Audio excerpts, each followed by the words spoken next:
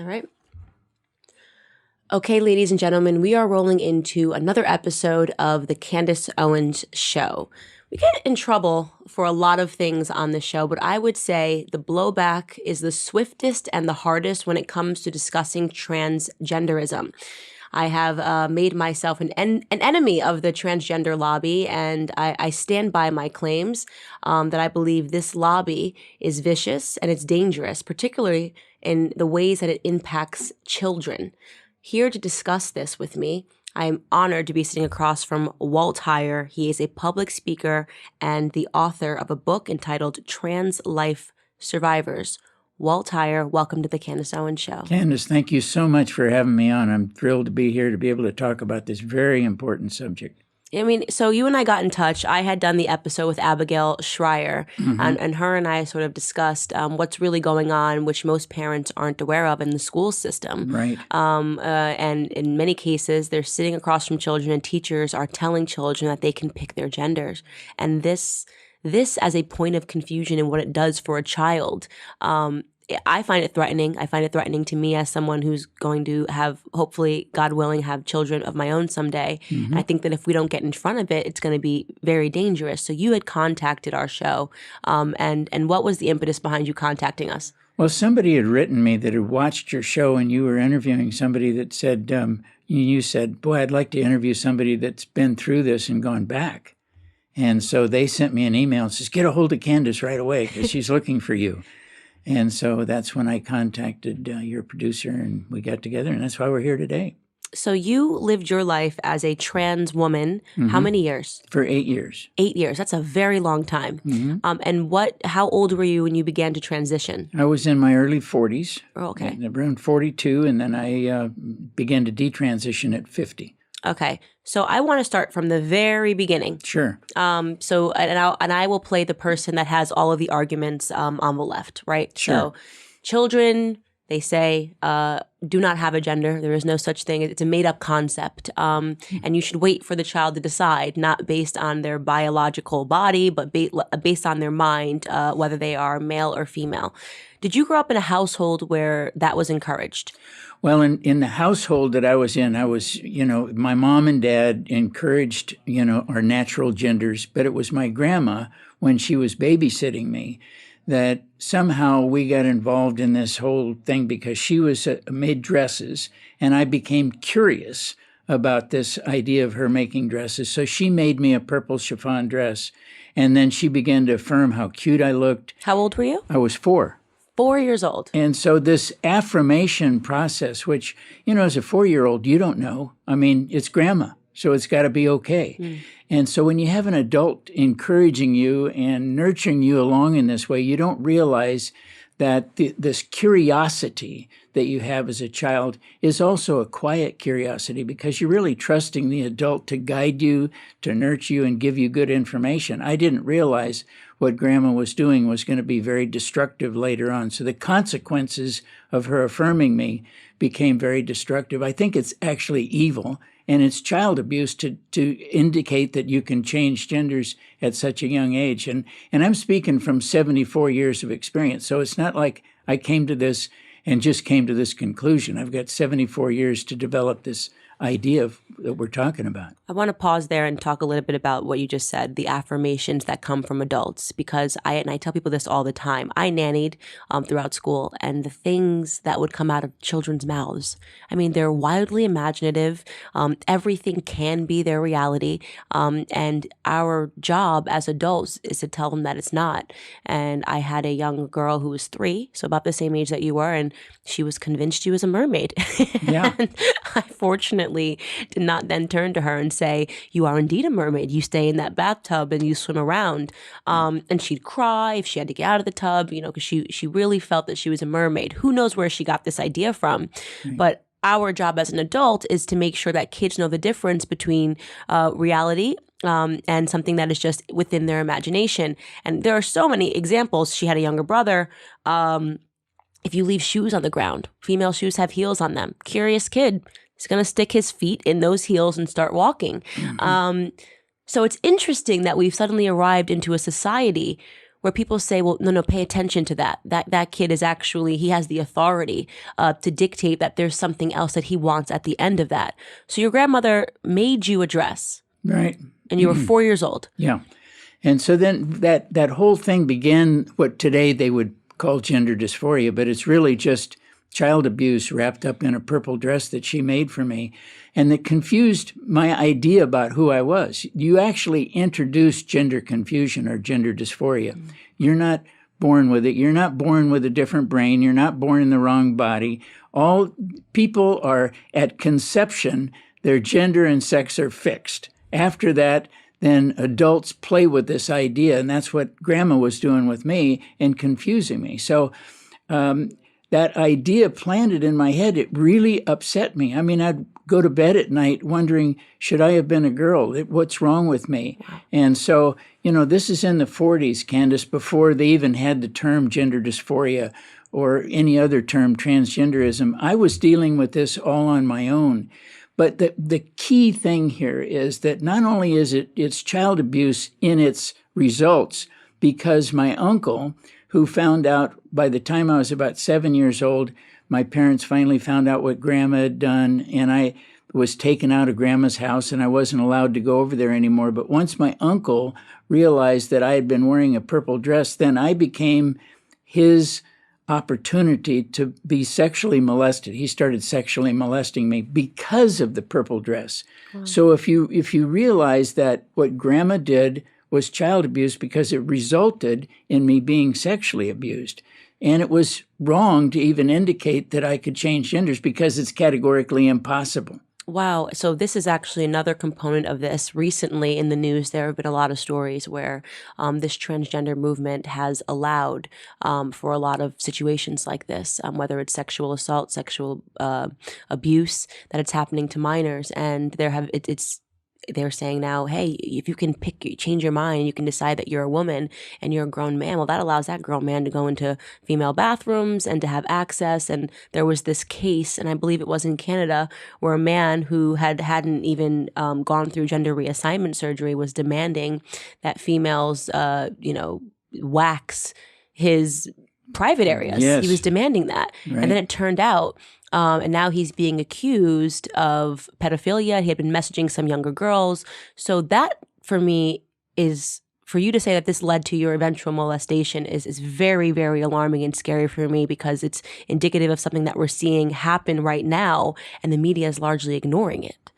That's right. And what happens when you begin to introduce these ideas that you can change your gender, change your sex, is you begin the early sexualization of children, which is abhorrent. It shouldn't be done. It shouldn't be allowed. We're interfering with their natural development. These are children that are exploring every opportunity and trusting adults to guide them and to nurture them properly, but introducing all this sexuality and all of these things at such an early age is very disturbing. And today I work with hundreds of people who've been through this. And what I'm seeing is that up to 50% of them have been sexually abused. Wow. And so sexual abuse is kind of a common issue that happens with this ideology. Wow, that's really interesting.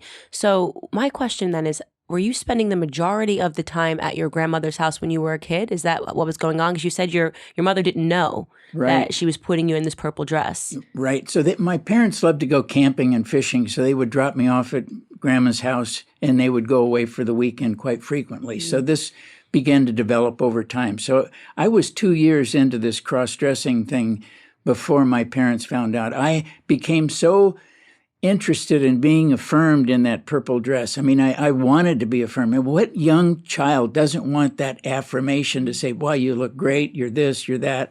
And there's that thirst. You almost become addicted to the affirmation. That I took the purple dress home, which was supposed to stay at Grandma's. I took it home and my mom found the dress. That's how it got exposed. Wow. And so then things blew up and the purple dress disappeared. But the seed was planted and the destruction had started. And that abuse of ideas began to foster in my head and just fomented over years. And it troubled me. And, here I am talking about this 74 years later. I mean, how destructive is it to be dealing with something that happened and you're still talking about it 74 years later? It's a pretty big deal. Wow. Yeah. And so you then went to your uncle's house, and then you said that your uncle molested you. What happened? What's the next phase of Walt's life? Well, the next phase of Walt's life was that I told my parents what Uncle Fred did, and they said, "No, you're a liar. Uncle Fred would never do that." How old were you? I was by this time about 7 or 8 years old. Wow. And so then what I realized was that I couldn't talk to adults about what was going on. I had this thing with the purple dress, and that blew up the family between my mom and her mom. And then talking about what Uncle Fred did, then I began to internalize all my feelings. I just brought them in, and then I began to be kind of a jokester, a funny guy, use a sense of humor to try to deal with what was hurting me inside, because I didn't know exactly who I was. I was now dealing with sexual abuse. And so as I went on through life, I was still dealing with these things. By the time I was 13 or 14 years old, I secretly took on a female name while I was not dressing as a female, but I was inside internalizing that female person. I called myself Andrea and began to identify. And so you see, I was still dealing with this, and all through my teens. And what's interesting, too, is that I was never homosexual. And I think this is such an important component to this. I work with hundreds of transgender people today that are wanting to detransition, people who find regret. My website, Sex Change Regret, people contact me, and 95% of them are not homosexual. Wow. And so the idea that this is an issue of homosexuality, I think people need to understand it's an idea that was introduced to them about their gender. It's not necessarily about their sexuality. So they become gender confused. And so with that whole early life, I was so confused about who I was, and I was trying to act it out inside. And went on through my teens. I had a girlfriend. Her name was Lola. I mean, is that a great name for a girlfriend when I was in high school? So Lola was my girlfriend. She was one of the sharpest girls. It's right over here, not far from where we are when I went to high school. And so I had girlfriends. I had a hot rod 34 Ford with a Corvette engine in it. I mean, I grew up looking very normal on the outside, but hurting deeply inside because of that abuse that happened to me as a young person, trying to deal with how you work through that.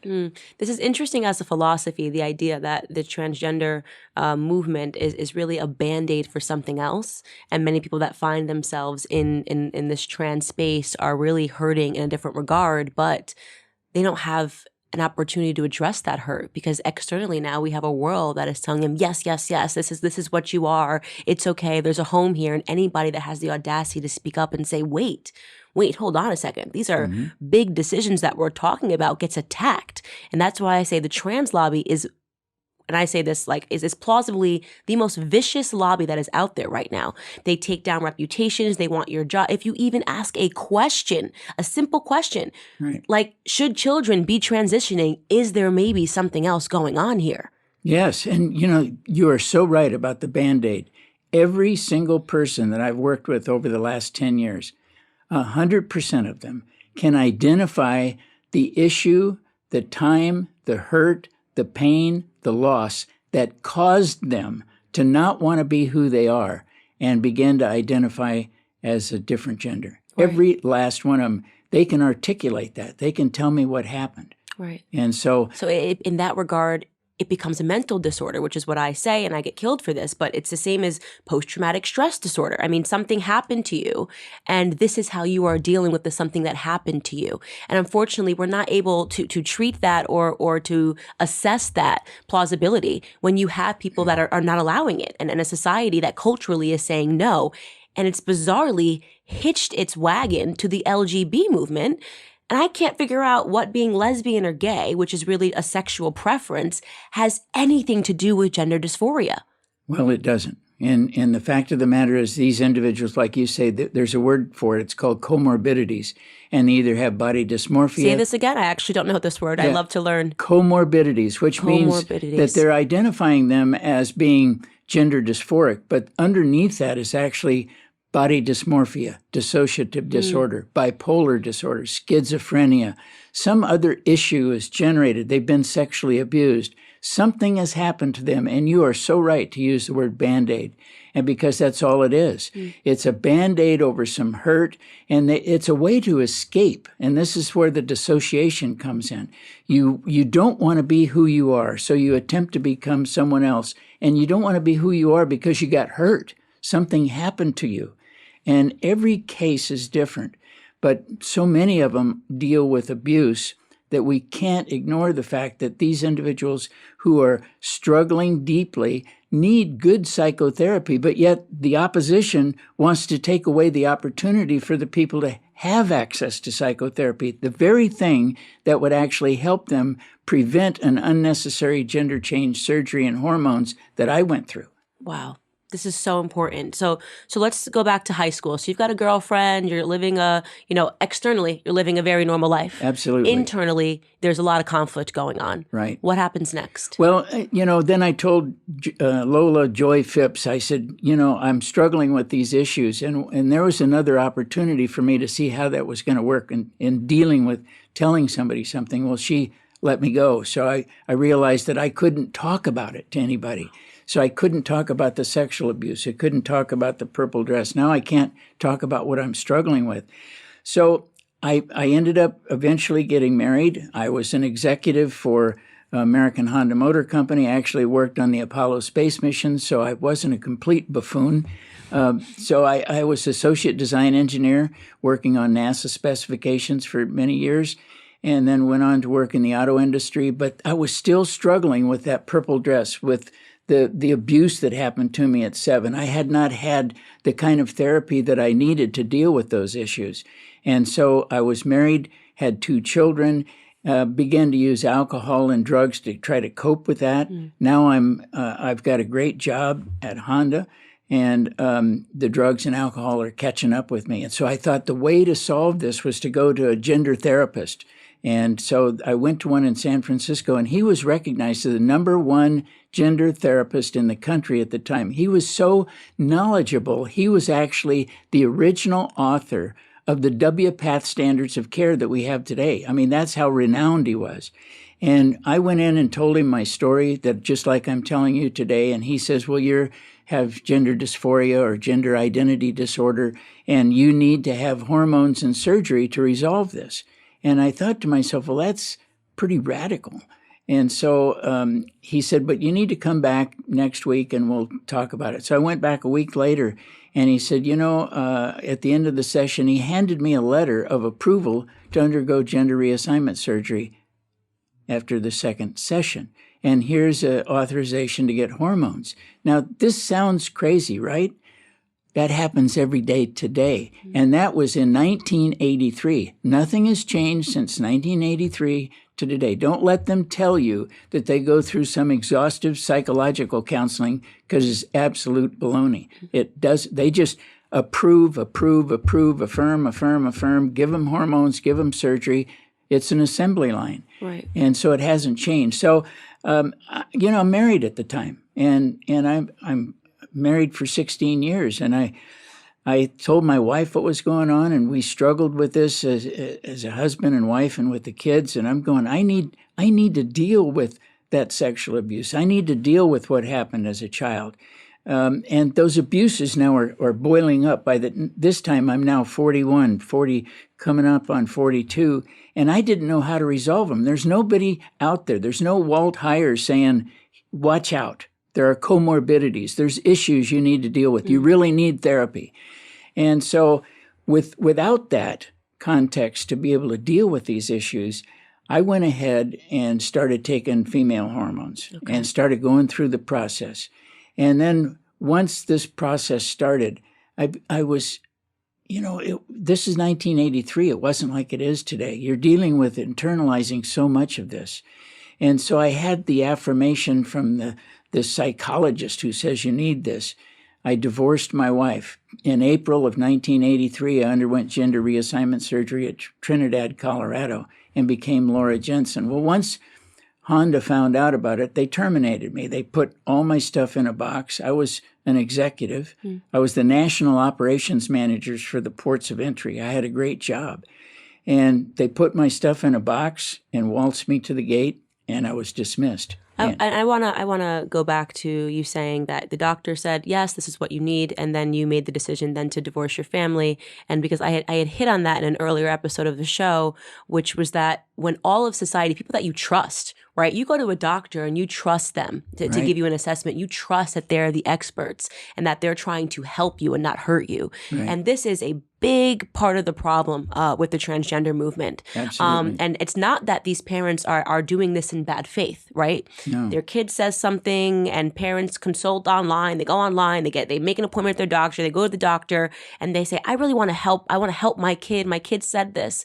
And rather than a doctor saying, hey, kids say weird stuff, right? Yeah. Or maybe you should go speak to a psychologist and see if something happened to the child. They are saying now, here, your kid needs a pill. They need to fully change who they are. They were born into the wrong body. Right.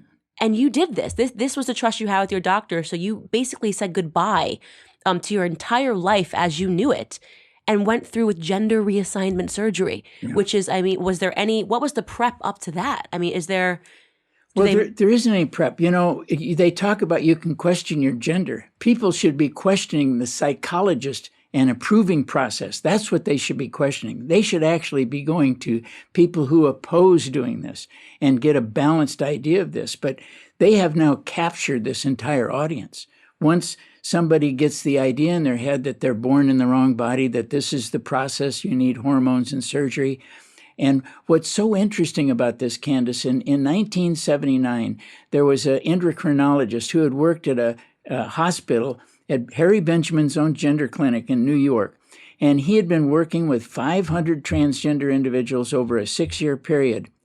He was a homosexual activist for transgender surgeries, had approved all of these and worked with these individuals. In 1979, he came out and said, I'm going to become a psychiatrist because as a result of these 6 years and these 500 people I've seen, it's causing too much unhappiness and causing too many suicides. Suicide rates of people that transition. And he said, the only way that I feel like I can help them is become a psychiatric doctor, because this idea that we can give them hormones and surgery only deals with surface issues. It doesn't go deep enough to resolve the deeper issues. I'm going to do that as a psychiatric doctor. I want to help them. So we had this news in 1979 that hormones and surgery is not the answer. He said it's only a temporary reprieve. That's his quote, not mine. Right. And the thing is, and that's exactly right, the suicide rates of people that transition are astronomical. 19 times higher. 19 times higher.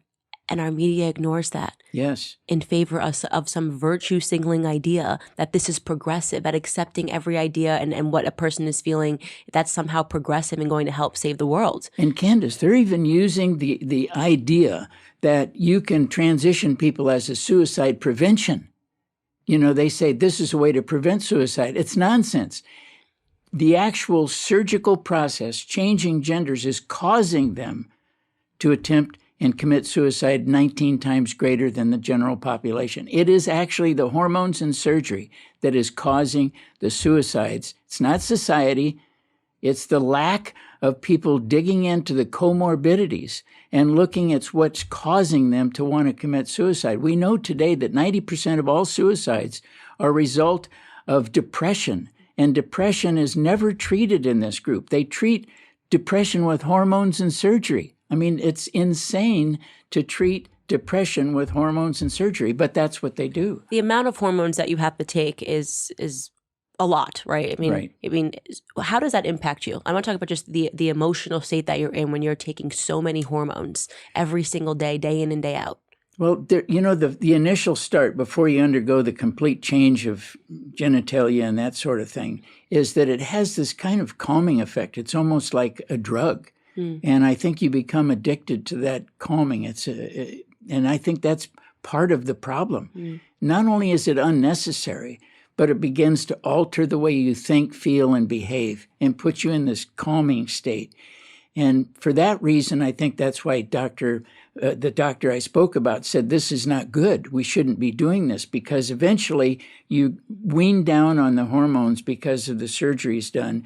Then the depression begins to build. Mm-hmm. And so that glow, if you want to call it that, is no longer there. You begin to face the reality that this isn't working. I have confusion about my gender now that after I've changed my gender. It didn't go away. So you have a gender reassignment and you heal. And what are the things that are going through your head? Well, I'm going, can you really change into a woman? And then you start to realize that, wow, it is categorically impossible. In fact, it's a shame that women don't stand up and say, women are much more than a man with his altered genitalia and hormones in him. Mm-hmm. I mean, women are really special, beautiful individuals. And to say that they're nothing more than a man with altered genitals and hormones is pretty abhorrent. It is pretty abhorrent, and that's a shot at the modern feminist movement, in my opinion. And we're starting to see now ways in which they don't intersect, or which they are trying to intersect, but doesn't really work when you suddenly say that men can jump into female events, Olympic events, and they can compete at a higher, obviously they're performing much better than women are because they are biologically different. But this is what the transgender lobby has bred, and we don't have enough people that are strong enough to stand up and speak out and say this is absolutely wrong. And so you're right, it is an insult to being a woman and to femininity. But it's jarring to me. So you did all of this, and according to your doctor, and maybe not society at the time, it's not as popularized then as it is now, you should be fine. Right. Yeah. But what you realize is, and this is when I get the letters from the people who write me, they say, I realize I can't be a woman. I'm not a woman. Wow. And what they really are, these men who dress up in women's clothes are not transgender. They're men in women's clothes. Mm-hmm. They're not women. They can never be women. And for me to have to address them as women is really kind of upsetting, because they're not. They're men in dresses. It's like Halloween every day. That's what came up for me. It's like, I'm just living out Halloween. This is a Halloween costume. Right. You're trying to mimic in this very childlike way what a woman is. And yes, they can look like women in many cases. Many of them don't, but they can look like a woman, but they're never going to be women. It's not possible. Why are we allowing our society to address these people as women, like you mentioned in the athletic area? This is crazy. They're not women. And then what's crazy also is this idea that now I have to use the correct pronouns to make somebody else feel okay. And you're considered a monster if somebody, views themselves as a woman, you don't call that person a she. Or if someone views themselves as a man, you don't call that person a mister. You're viewed as a monster. So we now are unfortunately gearing towards society, which is saying that if you have two eyes and nothing's wrong with you, right? And you see reality for what it is. I see a cat and I call it a cat. I see a dog and I call it a dog. You're a bigot. Yeah. How did we get here? Well, these advocates have taken control of speech. They've taken control of society. They're putting it in our schools. They're teaching kids at a young age.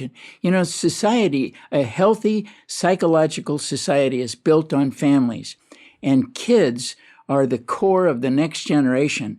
And if we're ripping our kids apart in school with this ideology, we're ruining even the next generation. And this is why it's so critical to address this issue.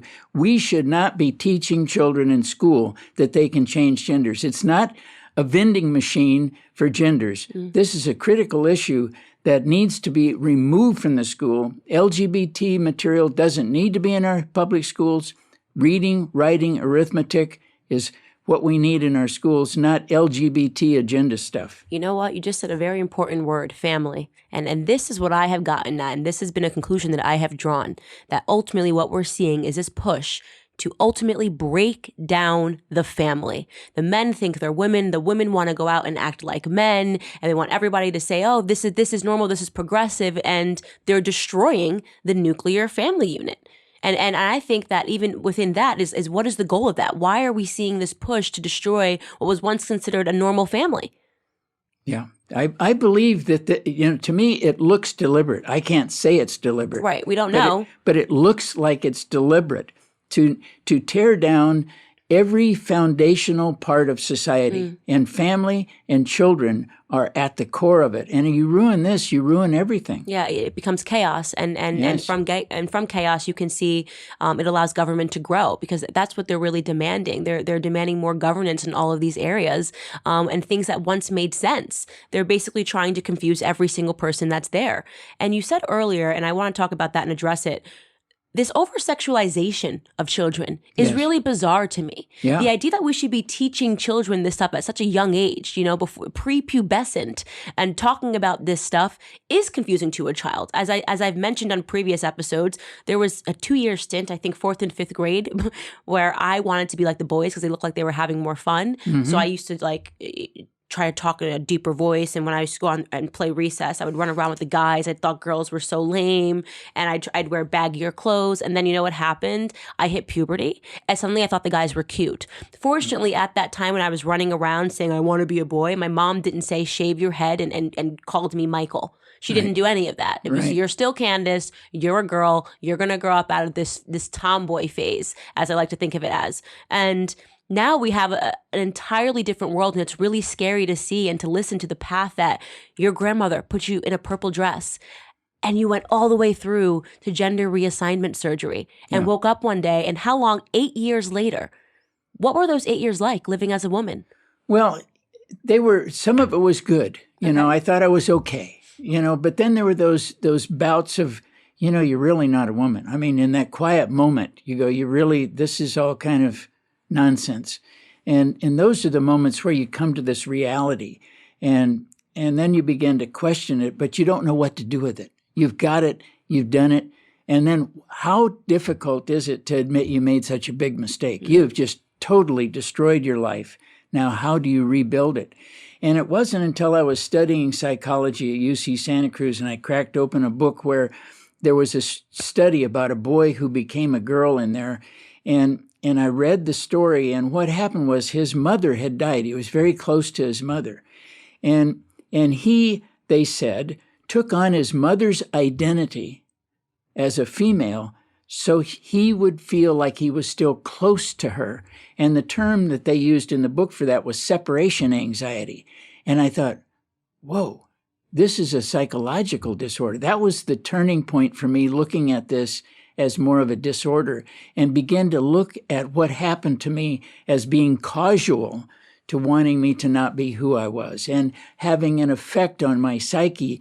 And what I've realized is that many of the people that I've worked with who've been sexually abused, boys as an example, if they were sexually abused, want to rid themselves of their genitalia so that they will never be sexually abused again. It's not so much that they want to be a female. It's that that's their defense mechanism for not being abused. That's what caused them, they feel, in their head to be abused. So if it's gone, then I'm safe. And in the female who becomes a male, then they will put on the idea that they're a man as a way to defend against men trying to abuse them sexually. That is so interesting, because I do remember reading a story about a woman, and she was overweight by like 400 pounds. And what had really happened was that she was sexually abused when she was young, and eating and making herself look disgusting Absolutely. became a defense mechanism so that men wouldn't look at her, ever want to sexually assault her again. And then she got addicted to the food, and obviously she ended up in a different space. So because she had never addressed that sexual assault, she ended up being overweight, so and being clinically obese. So what you're saying is this is just another lane of the exact same thing. It can be another lane of the exact same thing. Absolutely. In many ways, these are defense mechanisms against hurt, against pain, against loss. Candace, when people write me and tell me that they regret having done it, I write back and say, tell me about your childhood. Wow. And usually within 2 or 3 emails, I can find out that they had a dad who abused them, a dad who has abandoned them. Something happened. And this is what I always say. Something happened to them. If we can spend enough time to dig in and find out what happened to them, then we can begin to treat the what happened and avoid giving them unnecessary hormones and avoid changing and altering their body forever. And then we can reduce the suicides. Then we can address the issue that you don't have to go to that vending machine and pick a gender. You need to go to a good, effective, kind psychotherapist who can identify the comorbid disorder or the issue that you had that caused you to not want to be who you are. Then we can begin to address these issues and begin to save children's lives and begin to understand that in this category of people who identify as transgender, adult men as an example, people have never heard this word in many cases. There's a term called autogynephilia. And men who come out as a transgender person are suffering from what's called autogynephilia. And that is a sexual fetish disorder. And many of them were married men. And what they do is they dress up as a female and look at themselves in the mirror. They got all the makeup, everything is on, and they're looking at themselves. They become the object of their own affection. Wow. And that's called autogynephilia. And that's one of the primary issues in older adults. They're not transgender. They're suffering from autogynephilia. Wow. Then you have another one that's called a transvestic fetish, where these adult men will attach themselves to some garment of clothing and become aroused by it. They're not transgender. They're dealing with what is called a transvestic fetish disorder. But we're not allowing people to go to therapy to address these issues. And so we have many disorders. You know, people, some of them are just plain old cross-dressers. They really don't want surgery. They're just cross-dressers, do it for the fun of it. But they get identified with gender dysphoria, then they unnecessarily go through surgery and have hormones, and then write later and say, I never should have done that. I really wasn't, somebody who needed surgery. Right. And so we have this literally masses. I get them every single day from somebody writing me saying, this was a mistake. Can you help me? I have the regret issues, Candace, start as early as 9 days after surgery. Oh, my goodness. 9 days. You have had someone contact you 9 days after post-op. surgery, post-op, to as many as 30 years after surgery. I've had 2 at 30 years saying it took me 15 years to admit that it was a mistake, because it's so hard to admit that it was a mistake. And it took you 8 years. 8 years. For you to say, this was a mistake. Yeah. What was that moment like for you? What was the moment where you said, this was a mistake and I need to do something to reverse this mistake? Yeah, well, it was the biggest emotional breakdown that I've ever had. I mean, I collapsed under the weight of it. And what I had done is I had gone to a psychotherapist on Wilshire Boulevard and talked to them extensively. And they said, you were dealing with child abuse and you were dealing with these other issues that should have been properly addressed. And that therapist at that time said, I don't think you're going to be able to detransition because you're so entrenched into this life that you're in. And I think her saying that actually made it possible for me to go, oh, yeah, I'll get this done. And so it was that determination to make her wrong. And I continued to fight back. And I've detransitioned in 1990. So we're almost 30 years into my detransition. Wow. So what is the process of detransitioning? Well, the process of detransitioning can take on a lot of different forms. And first off, you stop taking any female hormones. Second off, you take off any breast enhancements. You get any other surgeries that you can possibly get. Some people go for what's known as the phalloplasty, which is male genitalia put back on. It's the same process they use for the female who wants to be a male, but we should understand that the surgery is not all that effective. It's not going to function like it should or did originally. It's more of a cosmetic process. And so that can actually be more detrimental to people to go through that and realize that, they lost all of that, what they had. And people who go through detransition really need to be very strong emotionally. They need to be very strong psychologically. They have to be clean and sober to be able to do this, because it is really a difficult process, and it will take 1 to 2 years like it did for me. But I was surrounded by good psychotherapists and good people, and some of them in my church, and some of them I lived with a pastor for a while. And so, it takes a lot of people to come around somebody and help them through this process. And that's what I do. I try to work with people who contact me. I've gone and met with them personally. I'm working with a school teacher right now, with a pharmacist. I've worked with airline pilots and many other people. But I try to get them into a group that can help and support them through the process. Many people who regret will never detransition because they just see it as too big of a task. It is, and that's understandable. And I actually almost feel that conversations like this is actually supporting the transgender community, right? This is actually saying to them, there's other routes that you can take. There might be something that happened to you that hasn't been addressed. And when you try to blanket say, all of you guys, you immediately need to transition into a different sex, it's so wrong, into different gender. It is so wrong. Absolutely. It's so wrong. I mean, it's gender, it's mutilation, it's body mutilation. And you're just readily saying that to someone after seeing them one or two times, if this is exactly the route that they should take, no questions asked, which brings me to my next question. Yes. Do you think we will start to see the rise of lawsuits? Yes, there already have been, but they get them sealed. And interesting. And so they don't go public. I know personally somebody who won a lawsuit big time. And so these lawsuits don't get the public attention, and they're willing to settle, but they'll settle only if no one knows about it. Interesting. And so they're able to tamp down any of the voices that are oppositional by keeping these things secret. There's a lot of people winning lawsuits. But you will never know about it. I hope that these people become, the next person that steps up, that there's an example of someone who does it publicly. And I know that's hard because you're already dealing with the emotional trauma of realizing you've made a decision. But we need to start putting people, these doctors, I mean, they should know better than this, to be giving people hormones as a permanent solution, and telling them to transition. You are literally ruining someone's life, and you know the statistics. These doctors know the statistics of suicide that happen when somebody makes a permanent transition. So to be glorifying this, to see this now being glorified in the media, right? To see Caitlyn Jenner on the cover of what magazine was it? Vanity Fair? Yeah. And seeing this sort of sweeping celebration, winning awards. That's not what transgenderism and transitioning is all about.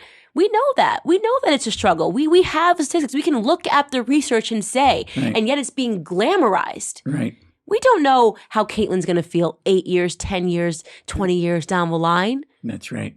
And we know from even that interview that Caitlyn did on ABC, Caitlyn at one time came out of doing some surgery or something, and that night paced the floor thinking about suicide. Wow. That's on their own film. Mm. So we know that these things trigger, you have a lot of deep emotional issues, but we're dealing with a population who needs help. They need help, but they need people to help them identify what's causing them to feel this way. Thankfully, I came to this through a psychotherapist and with other people and been able to walk back. And now working with people, I see them as an example, go to psychotherapy and they say, gee, if they would have done that with me before I had hormones or before I had surgery, I never would have done it. And now what I'm seeing, Candace, is people from 18, 19, 20, and 21 years old contacting me because they changed so quickly at 18 because it was legal. And then they go, I shouldn't have done it. I'm working with a nice young lady in Georgia right now and with another man in another state who just, he said it was a mistake. I don't know why they told me that hormones and surgery was the best thing for me, because it's not. It's ruined my life. I'll never have children. Right. That's the saddest part. It's a permanent decision. You will never be able to have children again. Right. And yet again, we have this cultural brainwashing that's taking place at the highest levels of society. Yeah. I mean, Meghan Markle publicly stating, we're going to let our child choose their gender. Do you know what harm that does when you begin to normalize something like that and no one's having the conversations publicly that you and I are having culturally? There aren't many shows that are tackling this issue because people don't want to be put on some imaginary blacklist. Right. I mean, look what happened to Mario Lopez. He said the most non-controversial thing ever on this show, which is, I don't think children, should be making permanent decisions. I think, they need to wait and become an adult before they make big decisions. They asked for his show to be canceled. Yeah. They made his show issue an apology saying this does not reflect our viewpoint. Yeah. They made it seem like this was some attack on people and that what he said was regressive. That's called common sense. Common sense. Children do not have the authority to make permanent decisions. Otherwise, we'd call them adults. Yeah. Well, Mario was right, and it's too bad that he couldn't put on his big boy pants and step up and stick with it. It's hard. He's in Hollywood. Yeah. And so, but I admired him for speaking out. I'm sorry that he had to back down on it. But Right. So we're dealing with people's lives here, and it's medical malpractice, in my view, Yes. to give people hormones and surgery. And in my view, these surgeons and doctors should be prosecuted for abusing people to this degree, changing their lives, altering them to such degree that they want to commit suicide as a way to resolve what happened to them. What about the adults, even in the home? I mean, I talked about Charlize Theron having a 4-year-old swim in a bathtub and say, "Mommy, I'm a boy." And now Charlize Theron dresses her little girl up as a boy, okay? Yeah. That's child abuse. That is child abuse. People have been removed for homes for less reasons. Confusing your child so young and treating them as if they're an adult and allowing them to make these decisions that will eventually impact them. You're going around calling your little girl a little boy. And we see with what happened to you. It took one adult to say, you know what? Yes, you look great. You look amazing. Here's a positive affirmation. And it led to this many years, a decision at 40 years old to transition and to have, you're basically allowing doctors to mutilate you. Yeah. And then 8 years later, having the awakening and realizing, oh no, I have to go the other way. Where are the calls to have these parents examined? Yeah, we're calling for it today. Right. We're calling for children to not be put in these places where they're teaching. We need to take it out of schools. This has become a recruitment center. Schools have become a recruitment indoctrination center for LGBT ideology. They're ruining kids with this. Books and all of these things that they're introducing to children as early sexualization. Folks, it's child abuse, and it's got to stop. It's so funny. There's so many different topics we talk about on the show. I mean, from socialism to the idea that Black people, have to align themselves to the left. And it all goes back to the education system. Yeah. It all goes back to the idea that, our education system is actually indoctrinating our youth, and it's really scary. And people are making permanent decisions, and usually decisions that are not beneficial to them. And that is just something that needs to be talked about. I mean, I don't know. There needs to be a radical adjustment to the things that students are taught. They're learning to hate their country. They're learning that socialism is cool. They're learning that they can pick their gender. Really, what has happened to the American school system? Yeah. It's really, and parents say, what do I do? They're teaching this to my children in school. I said, take them out. Yeah. Take them out of schools. That's what I said. I said, if this doesn't get fixed, I'll homeschool my kids. Yeah, the public school system's become a sewer for this kind of stuff, and it's ruining kids. I'm sorry to say, our public school system's just not the place to put a healthy child. You know what? But I do want to end on a positive note, because you did get your life back. You got your life back. Yes, I did. Well, and tell me you're married now. Yeah, once I detransitioned and I began speaking out, and I was speaking at to a group of people about recovery and from alcoholism and drug addiction and all the things that I've recovered from. There was a lady in the audience that nudged her friend and said, that's the kind of guy I want, somebody who's been through it all and come out the other side. So we began to see each other. We were friends for 7 years, and we got married in 1997, and we've been married 22 years. She's a real woman, Candace. She's wonderful. And so she's my partner in all this, and we've been doing this together, and we travel together speaking on this issue. And so our ministry that we have is just reaching people around the world. We've reached as many as 300 million people in 1 year. We get upwards of 300,000 people to our website, sexchangeregret.com.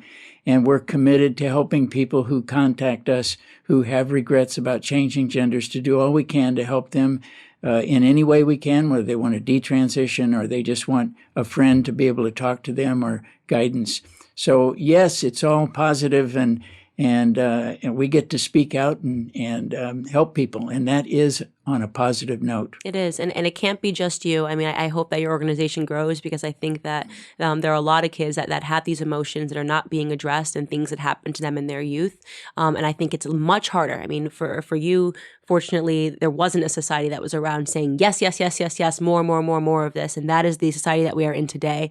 I am happy to fall on the sword over and over again when it comes to the transgender lobby, because I draw the line at child abuse. And I am not afraid to be that person. I'm not afraid to be a strong voice against it, but many people are. And I'm so grateful, by the way, that you contacted me and that you came on the show today. We wrap up every episode by allowing you to leave a video message for the world. Anything that you want to say, we give you 2 minutes. You're going to look into that camera and you're going to inspire some people. Are you ready? Chris, you got my 2 minutes? On your mark, get set, world, I give you Walt higher. I want the world to know that children are special. They're important. They're valuable. They're our next generation. And what we need to do is prop them up. We need to affirm them the way God made them and encourage them to stay the way they are. If they have issues with their gender, then we need to nurture them along. We need to give them good counseling. We do not need to tell them that gender is a vending machine, that they can select another gender because it's child abuse. We need to stop guiding children in a direction that creates early sexualization for our young people and create a healthy, vibrant young person that can grow up and be a healthy, vibrant adult who will raise healthy, vibrant young people. Thank you. That was wonderful. Thank you so much for joining. Honestly, that was such an honor. Thank you.